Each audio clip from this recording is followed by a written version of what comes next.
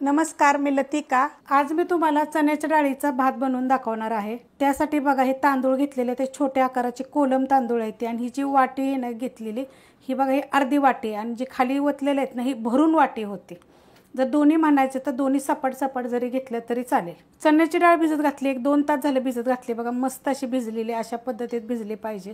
जास्त पण आपल्याला एकदम अशी गाळ नाही झाली पाहिजे त्या भातामध्ये, तर त्या पद्धतीत भिजत घाला। म्हणजे 1-1.5 तास झालं मी ही भिजत घातलेली आहे। एक मीडियम आकाराचा बटाटा घेतलेला आहे।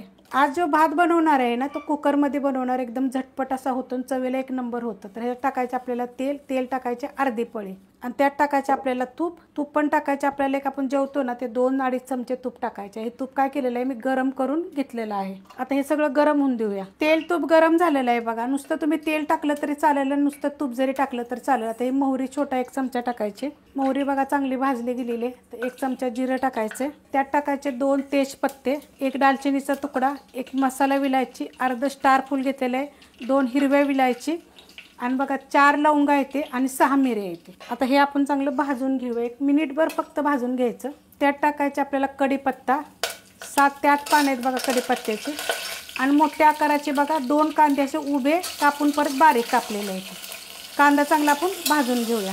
कांदा बघा अशा पद्धतीने भाजलेला आहे, कांदा जास्त असा बारीक कापलेला नाही बघा, अशा पद्धतीत कापून घेतलेला आहे।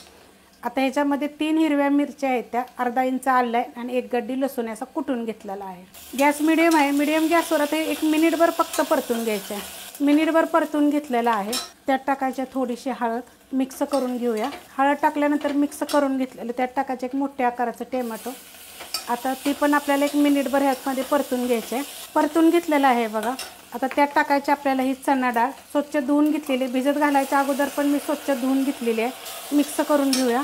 त्यात टाकायचे आपल्याला बटाट्याची साल काढून असे कापून घेतलेले आणि पाण्यातच ठेवलं होतं जेणेकरून काळं पडून येतं। चण्याची डाळ किती आहे माहिती आहे का, ही वाटी जी आहे ना त्या वाटीच्या प्रमाणे अर्धी वाटीपेक्षा थोडीशी जास्त आहे आणि भिजून आणि जास्त होते।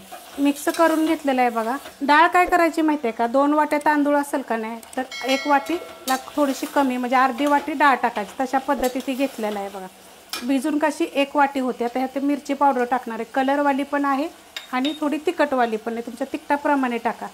छोटा अर्धा चमचा गरम मसाला, ह्याची पण रेसिपी मी अपलोड केलेली आहे, आणि चवीनुसार आपल्याला मीठ टाकायचं। आता हे सगळं पहिलं मिक्स करून घेऊया। मिक्स करून घेतलेलं आता ह्याच्यामध्ये आपण तांदूळ टाकून घेऊया। तर तांदूळ 2 ते 3 पाण्याने मी स्वच्छ धुवून घेतलेले, ह्या तांदळाला काय भिजत वगैरे घालायची गरज नाही। आता हे पण मी टाकून घेते।